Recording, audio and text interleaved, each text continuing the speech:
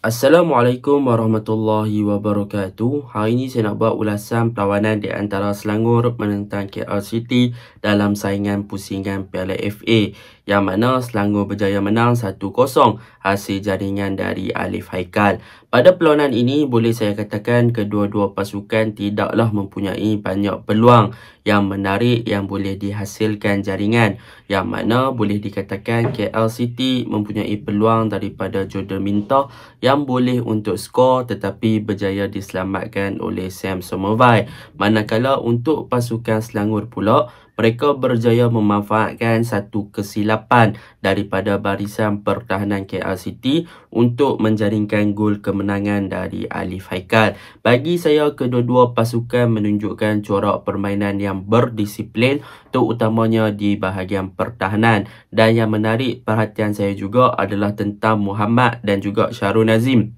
dari kedua-dua pasukan, iaitu dua center back muda ni berjaya menunjukkan satu performan yang menarik dan juga boleh dikatakan sangat tenang dalam pengkawalan game pada perlawanan ni untuk memastikan yang barisan pertahanan mereka tidaklah terlalu diserang oleh pasukan lawan, dan boleh dikatakan mereka sangat matang di posisi masing-masing.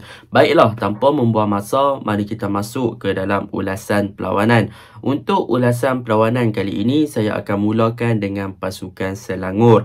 Apakah perkara yang boleh kita puji dan juga kita ceritakan tentang positif side bagi pasukan Selangor? Yang pertama adalah bagi cara mereka build up ataupun ketika mereka menyerang. Yang mana untuk pasukan Selangor ketika mereka menyerang, mereka masih lagi menggunakan taktikal yang sama seperti mana perlawanan yang lepas. Yang mana untuk perlawanan ini mereka akan membentuk back 3, iaitu Alex akan bertindak sebagai center back dan juga Yazan akan move untuk jadi left center back, dan juga Syarul Nazim akan bertindak sebagai right center back ketika Selangor untuk build up. Dan perkara ini telah membolehkan untuk wing back pasukan Selangor, iaitu Fazli Mazlan dan juga Quentin Cheng, untuk bertindak lebih ofensif ke bahagian sayap. Jadi boleh kita katakan memang taktikal yang diguna pakai oleh pasukan Selangor adalah untuk offensive wingback, dan mereka akan utilize kedua-dua player ini, iaitu Fazli Mazlan dan juga Quentin Cheng di bahagian kanan dan juga bahagian kiri untuk membuat serangan ke arah gawang KL City, yang mana kita boleh tengoklah Quentin sentiasa berada di kawasan wide area ataupun lebih kepada nak masuk di box pasukan KL City dah. Begitu juga dengan Fazli Mazlan di bahagian kiri, yang mana mereka berdua ni, jika mereka berdua naik, maka mereka lah yang akan bertindak ataupun berperanan sebagai winger untuk melakukan crossing ataupun hantaran-hantaran lintang ataupun cutback ke dalam kotak penalti. Begitulah corak permainan pasukan Selangor. Di bahagian pertahanan akan membentuk back 3, push untuk wingback naik lebih ofensif, iaitu Quentin dan juga Fazli Mazlan. Dan di bahagian tengah kita akan tengok yang mana pemain-pemain Selangor akan overload pemain-pemain di bahagian tengah untuk menerima hantaran-hantaran daripada wingback yang ofensif ini. Jadi Keyon, Huri, Hentao, Mukairi Ajmal dan juga Brandon Gunn, mereka akan masuk ke bahagian tengah untuk menerima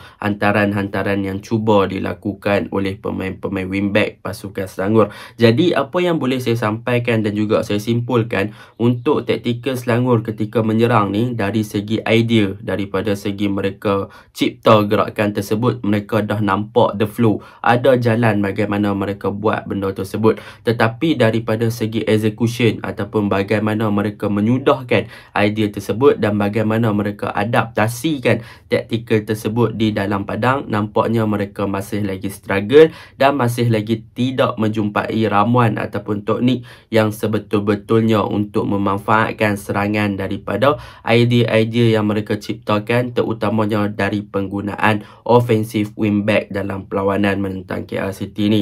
Itu yang boleh saya katakan yang pertama untuk pasukan Selangor.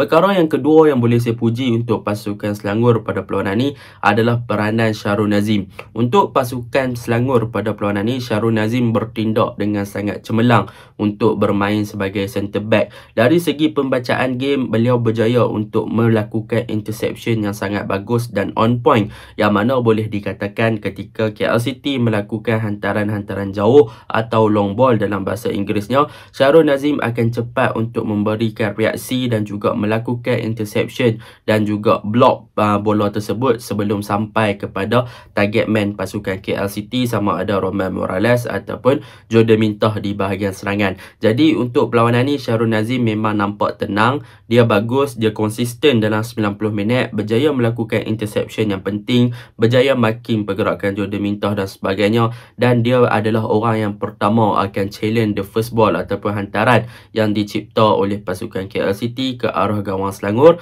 untuk mencari target man. Jadi boleh dikatakan Shahrul Nazim is the tanker untuk pasukan Selangor ketika mereka diserang oleh pasukan KL City, terutamanya daripada gerakan-gerakan long ball ataupun gerakan-gerakan short passing. Jadi Shahrul Nazim ni memang bagus lah daripada segi recovery, daripada segi tutup ruang. Dia memang sangat-sangat compact dan dia berani untuk melakukan sesuatu bagi mendapatkan bola daripada interception, tackling, blocking dan sebagainya.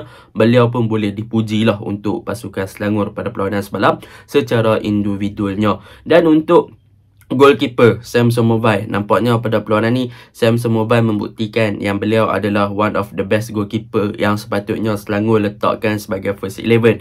Sebab dengan kecemerlangan Samson Mobile pada perlawanan ni membuktikanlah yang dia antara goalkeeper yang sepatutnya diberi peluang untuk masuk dalam kesebelasan utama dan memberi saingan kepada Ian, dan dia berjaya buktikan dengan menyelamatkan gawang pasukan Selangor beberapa kali daripada dibolosi, daripada percubaan Hadin, percubaan Paulo Joseph, percubaan Jordan Mintoh dan sebagainya.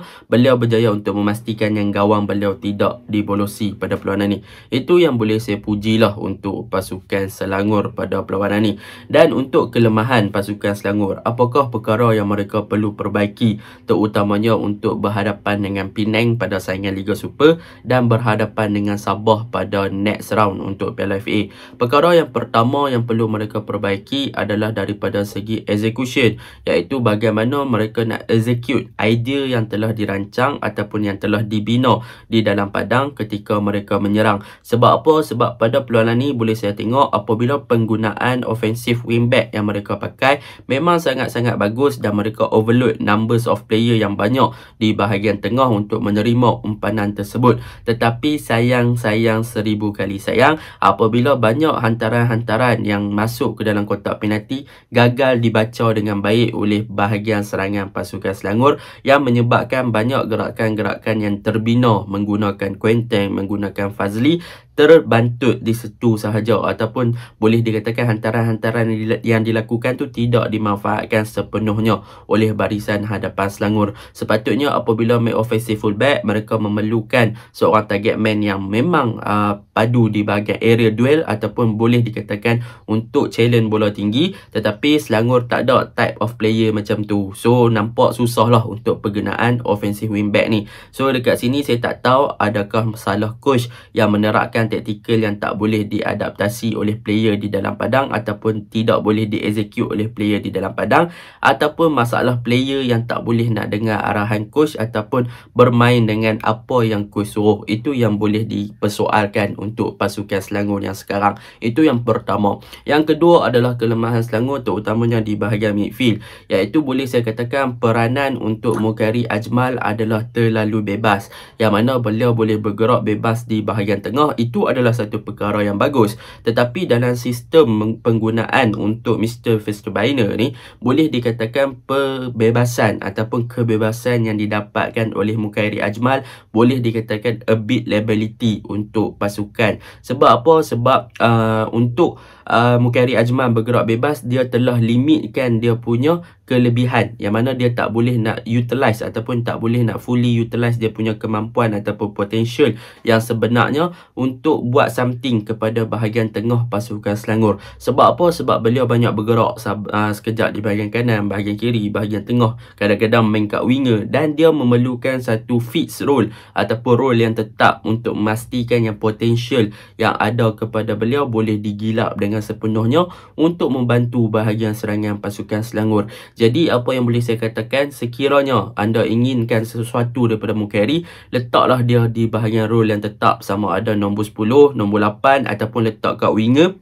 Masukkan Hentaam bermain di bahagian tengah balik.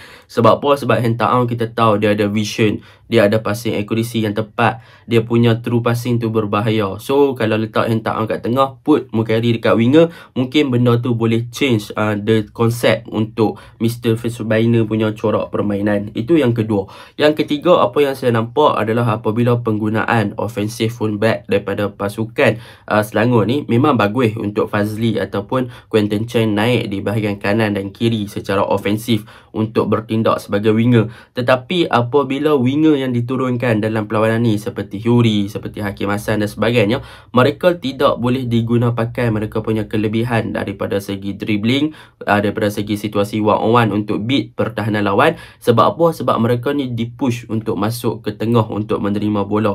Jadi apabila nak guna offensive wingback ni tak ada masalah, tetapi pastikan jangan hadkan ataupun limitkan kemampuan winger-winger yang ada ataupun hilangkan mereka punya pekerjaan ataupun corak permainan sebagai true winger lah. Memang bagus ada support, ada offensive wingback yang bagus seperti Quentin, Fazli dan sebagainya, tetapi pastikan yang winger juga mampu untuk backup kepada wingback ni. So bila mana backup, mereka boleh buka wide game di bahagian wide area dengan bagus lah, daripada terlalu memfokuskan untuk selalu supply bola ke dalam kotak penalti. Itu akan menjadi masalah dan senang dibaca oleh pasukan lawan. Ditambah pula dengan pasukan Selangor tiada seorang target man yang boleh untuk challenge bola tinggi, dan tiada seorang player yang di bahagian hadapan yang boleh react untuk berada dalam posisi yang tepat bagi menerima bola yang dihantar. Jadi secara kesimpulannya, apa yang boleh saya simpulkan, masalah utama pasukan Selangor adalah daripada tactical adaptation. Bagaimana mereka mengadaptasikan dan mereka serasikan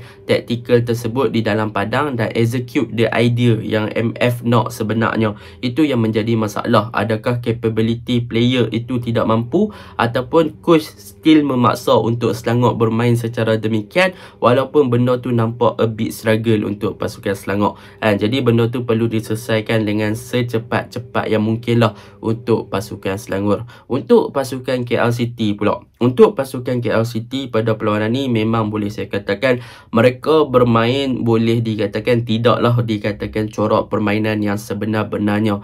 Mereka dinampak agak struggle dalam pembinaan game, terutamanya build up play. Mereka masih lagi mungkin tercari rentak. Sebab apa? Sebab Mintah adalah first game beliau bersama dengan KL City. Tetapi apa yang saya nampak, Mintah nampaknya dah mula suit dengan taktikal yang diterapkan oleh Boyan Hodak dan mula untuk sesuaikan diri bersama dengan taktikal tersebut. Dan semalam Mintah pun beraksi dengan sangat baik. Larian yang dia buat, work rate, positioning dia memang nampak efektif lah di bahagian hadapan sebagai lone striker untuk pasukan KL City. Tetapi daripada segi overall, KL City tiadalah gerakan-gerakan yang boleh dikatakan berbahaya kecuali satu percubaan daripada Mintah. Jadi benda ni yang perlu fix untuk KL City, iaitu daripada segi konsistensi. Baiklah, untuk perkara yang boleh saya puji untuk KL City, satu iaitu Muhammad yang beraksi centre back dengan Giancarlo telah menunjukkan satu corak permainan yang menarik. Boleh saya katakan Muhammad improve a lot lah bersama dengan KL walaupun jarang diturunkan. Tetapi apabila sekali diturunkan, beliau menunjukkan satu performa yang bagus untuk KL City, membantu bahagian pertahanan KL City dengan sangat baik. Beliau berjaya marking bahagian serangan pasukan Selangor dengan baik. Dia tak bagi ruang kepada pemain-pemain seperti Hyuri, Keyon untuk lepasi beliau. Man marking beliau bagus. Dari segi pembacaan beliau pun bagus, recovery pace pun bagus, beliau punya long ball pun okey, komunikasi dengan Giancarlo pun not bad. Jadi boleh saya katakan Muhammad matang lah dalam corak permainan beliau pada perlawanan ni dan menunjukkan aksi yang sangat bagus. Dari segi momentum memang beliau sangat sempurna. Cumanya ada satu mistake lah yang dia lepas untuk gol yang daripada Alif Haikal tu, memang tak boleh nak buat apa. Tapi overall Muhammad is good. Cumanya dia perlu keep the consistency untuk saingan Liga lagi dan juga saingan AFC Cup pada masa yang akan datang sekiranya diturunkan. Itu yang boleh saya puji yang pertama. Yang kedua, daripada segi taktikal Boyan Hodak, mereka masih lagi menggunakan mereka masih lagi menggunakan corak permainan yang sama, iaitu back two, dan mereka push ofensif untuk Irfan Zakaria dan juga Kamal Azizi. Tetapi yang menjadi masalah dalam formation untuk back two pasukan KLCT ni adalah apabila Kamal Azizi dan juga Irfan Zakaria gagal bertindak dengan cemerlang sebagai pemain yang bertindak di right back dan juga left back pada perlawanan ni untuk bertindak lebih ofensif. Itu yang menjadikan bahagian fullback pasukan KLCT ni tidak terlalu menyelah dan bahagian serangan pasukan KLCT kurang support daripada fullback untuk melakukan overlapping dan sebagainya. Itu yang menjadi punca lah kenapa KLCT gagal untuk menyerang sangat. Dan yang seterusnya boleh saya katakan KLCT gagal menyelah sebab Hadin dan juga Roman Morales pada perlawanan ni ada beberapa keadaan yang mereka sedikit selfish ataupun tamak apabila boleh dikatakan gerakan yang diciptakan oleh Mintah sepatutnya boleh menghasilkan gol sekiranya mereka buka balik kepada Mintah, tetapi sayang mereka lebih kepada lambat buat decision making, mereka lebih kepada untuk buat dengan sendirinya tanpa buka balik kepada kepada Mintah. Sepatutnya apabila mereka link up dengan baik, saya rasa KLCT boleh dapat 1 ataupun 2 gol. Jadi benda itulah yang perlu diperbaiki oleh pasukan KLCT di bahagian serangan. Bagaimana mereka nak build up dan juga create attacking bersama dengan Jordan Mintah. Jadi itu saja ulasan saya. Assalamualaikum.